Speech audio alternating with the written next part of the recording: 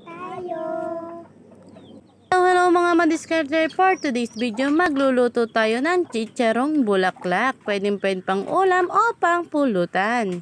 At ayan, nagpakulo nga lang ako ng tubig at ilalagay na natin ang chicharong bulaklak. Naglagay nga lang pala ako ng laurel, sibuyas, bawang, asin at paminta. At ayan, pinakuluan ko lang ng 1.5 oras ang ating chicharong bulaklak at inahon na natin ito. At ayan, naglagay lang ako ng dagdag pampalasa, asin at paminta at nilamas-lamas ko lang ng ganyan. At ayan, nagpainit nga lang ako ng mantika at ang ginamit kong mantika ay used oil lang. At pagkatapos natin iprito yan lahat, mamaya ay palalamigin lang natin at isa-second fry naman natin. At ayan, sine-second fry na nga natin. Make sure na mainit ang ating mantika para ito ay mabilis lumutong. At ayan, tapos na. First bite. Talagang sobrang lutong. Tara, kain po tayo. Kung napanood mo ang video na to, paki-like and share naman ang aking video. Salamat! At paki-comment na lang kung taga saan ka at anong oras mo ito napanood.